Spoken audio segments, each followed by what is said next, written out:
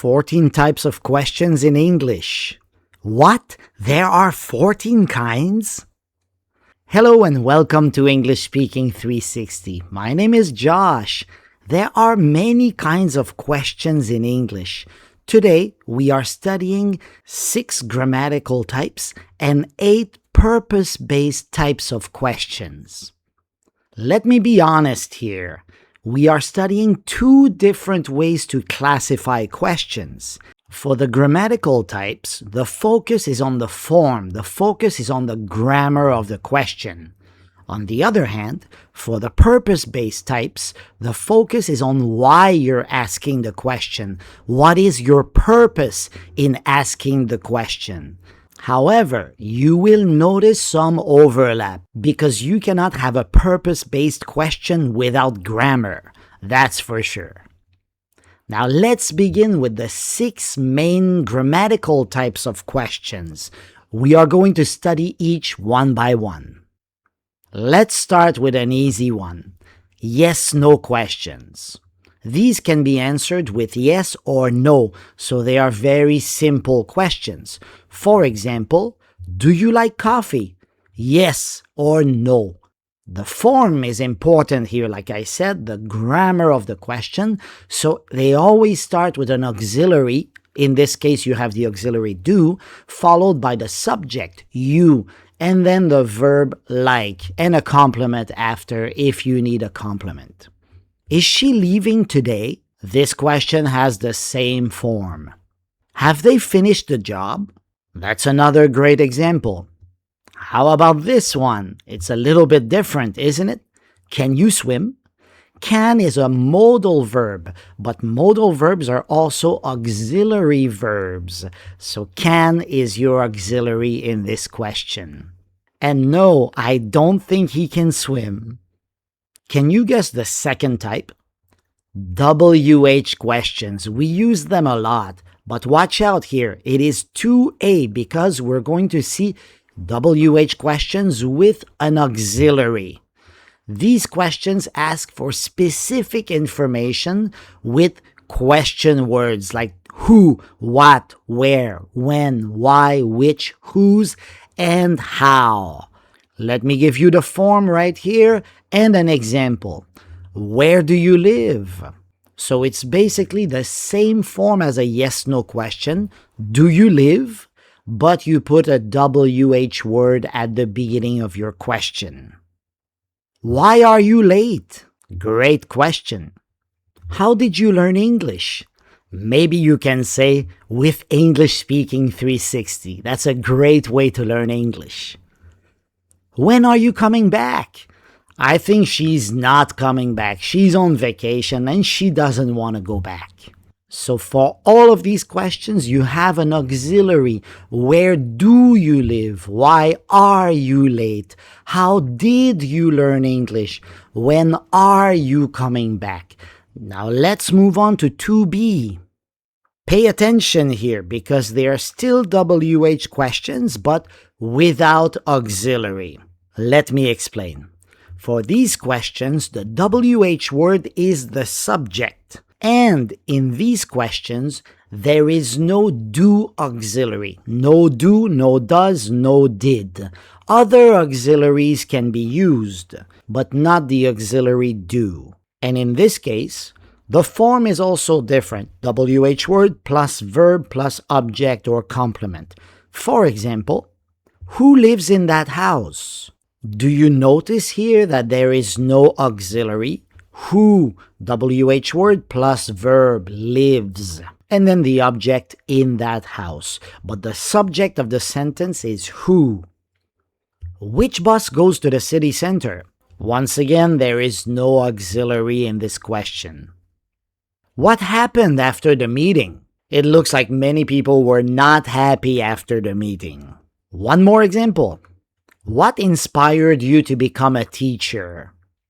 Here's another basic type. The third type is choice questions. Super simple. They offer options, not yes or no. Question plus or plus choice. For example, do you want tea? That is a question, right? and then you add or plus a choice. Do you want tea or coffee? That is a choice question. Is it better to stay or leave? Imagine you arrive at your hotel and your hotel room looks like this. Is it better to stay or leave? I think I would leave. Should I call him now or later? Oh, that's a difficult choice, right? I think it's better you call him now. Do you want to meet on Monday or Tuesday? Once again, a choice question. Here's a tricky type that many students have problems with: tag questions. Now, they are used to confirm or check information. Here's an example. You're coming to the party, aren't you? In this case here, we have a positive statement, you're coming to the party, plus a negative tag, aren't you? Here's a different example. He doesn't work here, does he? So this sentence includes a negative statement plus a positive tag, does he? It's cold today, isn't it? Great example, positive statement, negative tag. You have never been to LA, have you? You have never been to LA because of never. It is a negative statement plus a positive tag. If you have problems with tag questions, I'm going to add a video in the top right corner that you can click on if you want to understand tag questions better. Here is a polite question type: indirect WH questions. These are questions that are inside another question. The form is right here, the main clause plus WH clause, but there is no inversion. I will show you what I mean. Could you tell me where the restroom is? So could you tell me is the main clause. The WH clause, where the restroom is actually not a question because there is no inversion. It is not where is the restroom. We don't say, could you tell me where is the restroom? That does not work. Could you tell me where the restroom is? That is the right word order. Can you tell me how this app works? Once again, it's not how does this app work? It is how this app works. Do you know what time the store closes? And one last example. Do you remember where we parked the car? Where did we park the car is the question, but in this case, there is no inversion, so where we parked the car. And the last basic type, the last grammatical type is indirect yes-no questions. These are questions that are inside another question, but the form is different. There is a main clause plus an if clause or a whether clause. Once again, there is no inversion. Do you know if they accept credit cards? So you don't say, do they accept credit cards? It's, do you know if they accept credit cards? Can you remember if we locked the door? This is a great example once again. Did we lock the door is the question. If we locked the door is your if clause.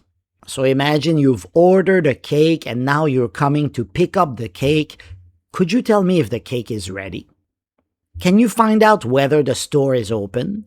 So you should probably Google the name of the store and you're going to find out if it's open or not. Remember, all of these questions here can be answered with yes or no.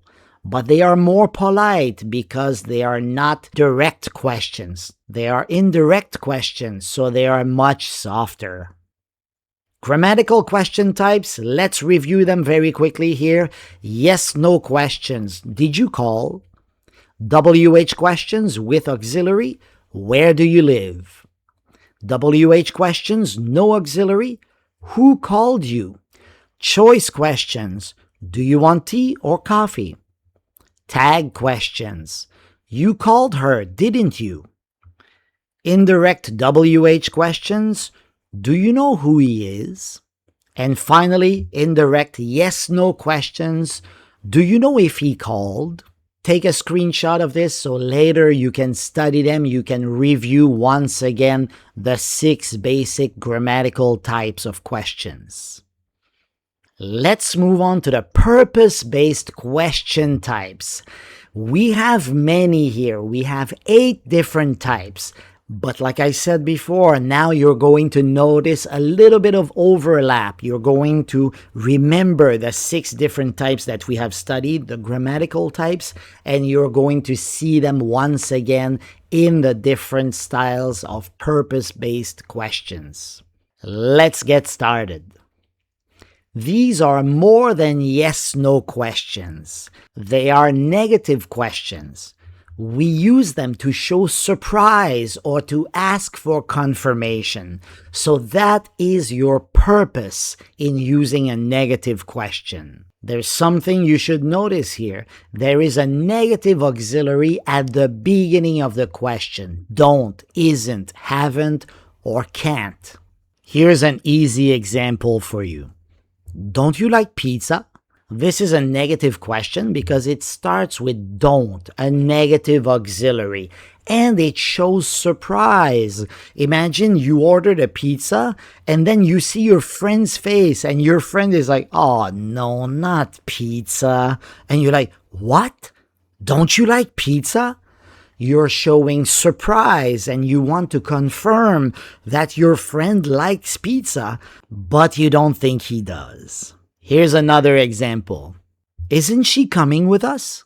She's leaving right now and you're surprised because you thought she was going with you, but she's leaving, so you're shocked and you want to ask for confirmation that she is coming with you, but you don't think she is. Didn't you hear the news? You're surprised because your friend doesn't seem to know about the breaking news. So you're asking for confirmation. Haven't we already seen that movie?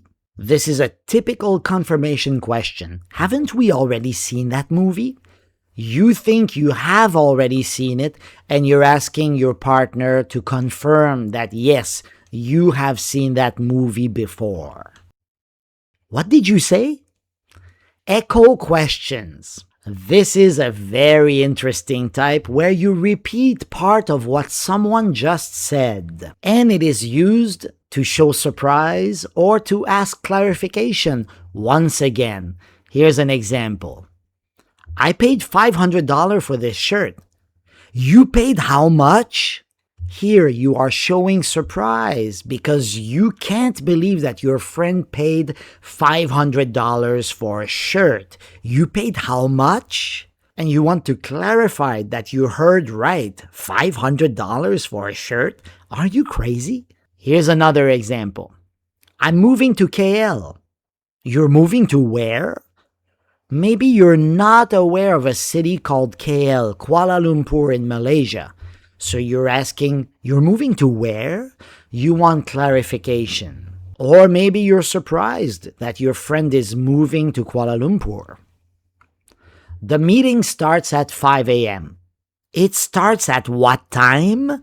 You are shocked because it's never happened before that a meeting starts at 5 a.m. It starts at what time? Are you guys crazy? 5 a.m.? Ah, I don't want to go to that meeting.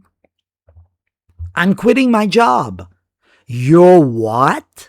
With this question, you are incredulous. Maybe you heard right, but you can't believe it. You're what? You're quitting your job? Are you out of your mind? And that is what echo questions are for, to show surprise. When you don't need an answer, ask a rhetorical question. These questions are not real questions because no answer is expected. Watch out here, I know it sounds very strange, but you will understand in just a few seconds. So they are used to make a point or to emphasize an idea. For example, who cares? Nobody cares, that's right, but you're not expecting an answer. Okay? When you say, who cares? You don't think the person will say, well, I care, or my grandmother cares. You're not expecting an answer. Who do you think you are? Aha, right? When someone is rude to you, you can say, who do you think you are? You're not expecting the person to give you their name. I am Josh from English Speaking 360. That would be a very weird answer. Do you think I was born yesterday? Do you think I was born yesterday means do you think I'm stupid? So this is definitely used to make a point. I am not stupid. And finally, the last one, super easy example. Why not? Aha, why not is a question, but it also means I'm in. Hey, do you want to go to the beach tomorrow? Why not? You don't want your friend to answer why you shouldn't go to the beach. You're just saying, yes, I want to go to the beach. There is no reason not to go to the beach. Questions that are not questions. Declarative questions. This is another challenging question type for many students because it uses the statement word order, not the question word order. Let me explain. It is a statement, but rising intonation turns it into a question. It is used to show surprise or to ask for clarification once again. Let me give you an example. You're leaving? You see here, it's a statement. You are leaving. But if you change your intonation, instead of saying, you're leaving, you say, you're leaving? Rising intonation at the end of the sentence, it turns it into a question. And it means that you are surprised that the person is leaving, and you're asking, are you really leaving? That's what you want to know. She works here?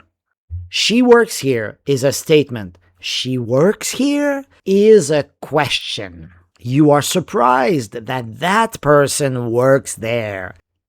You've never been to Thailand?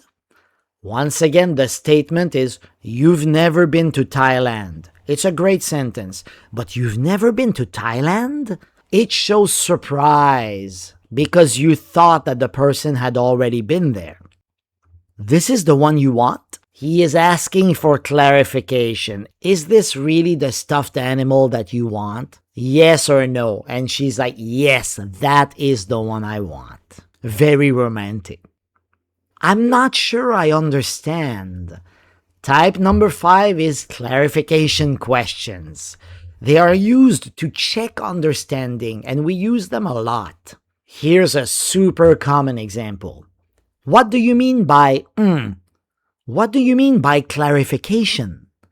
You don't understand a word or you don't understand a concept. What do you mean by Are you saying we should cancel? So you want to check if you understood well. You think the person wants to cancel, so you're checking your understanding. Do you mean tomorrow or today? Once again, you want the other person to clarify. You said Tuesday, right? That's also a clarification question. You want to make sure that you got the right day, Tuesday. Use your imagination with hypothetical questions. These are used to ask about imaginary situations. So basically, we use them to explore possibilities, to test ideas, or even to reveal priorities. Let me give you an example. If you won the lottery, what would you do? We're exploring possibilities here. If you won the lottery, what would you do? It's an imaginary situation. What if we left tomorrow? What if we left tomorrow and we went south to Mexico? That would be fantastic to get away from the cold. What would you do if you lost your job? Once again, imaginary situation. You are not in a position to lose your job, but what would you do if it happened to you? If you had been there, what would you have done? You were not there when it happened, right? When the accident happened, you weren't there. But if you had been there, what would you have done? That's an excellent hypothetical question. No one likes rude people, and that's why we use polite questions. Polite questions are used to make requests or ask for favors without sounding rude. And that is the key right there, without sounding rude. Here's an example. Would you mind waiting a moment? Instead of saying, wait is very rude. Would you mind waiting a moment? We are setting your table. Your table will be ready in just a few minutes. Very polite. Could I possibly ask you something? Could I possibly ask you something? Instead of saying, can I ask you something? That's a little bit rude. Would it be possible to extend the deadline? Oh, wow. Can you extend the deadline? A little too strong. Would it be possible to extend the deadline? Is very polite. And finally, one last example. Do you think you could send the file by Friday?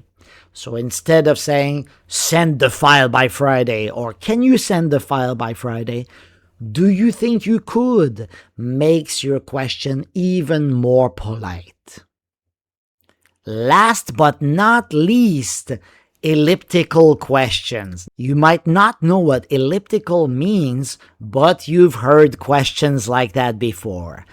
Part of the question is left out in elliptical questions. That is called an ellipsis, and that's why they are called elliptical questions. They are very common in spoken English. They are very natural. Here's an example. Are you ready? That's a good question. It's a yes-no question. But very often when we speak, we just say ready. Only one word. So are you is left out because everybody knows that's part of the question. So we just focus on the important word in the question. Ready. You could also say ready to go. And she's not ready to go yet. She hasn't finished putting on her makeup. Are you okay? You see her, she's touching her belly. Maybe she has a stomach ache. Are you okay is a great question, but very often you will hear, you okay? You okay? So the R is dropped here. Very natural. Do you like it? She definitely looks like she loves it. Do you like it? So instead of do you like it, you can just say like it. And of course, she will say yes. Would anyone like some coffee? It's a great question. Would anyone like some coffee? But you could also make an elliptical question with it. Coffee, anyone? Or even just coffee? That's also a question. Just one word. Coffee? Or coffee, anyone? Great elliptical questions. Excellent! Here is your list of purpose-based question types. Let's review together. The first type was negative questions. Don't you like coffee? Echo questions. You did what? Rhetorical questions. Who cares? Declarative questions. You're coming? Clarification questions. What do you mean? Hypothetical questions. What would you do if you won? Polite questions. Could you help me? And finally, elliptical questions. Coming? Great. Make sure you take a screenshot here and make sure you review the different types of questions. This can help you make better questions in the future. Excellent, guys. Go to my website for more practice. Super useful, EnglishSpeaking360.com, 100% free, and check out the other two videos on the right hand side. They can really help you with making better questions. Thank you for watching. See you next time. Bye bye.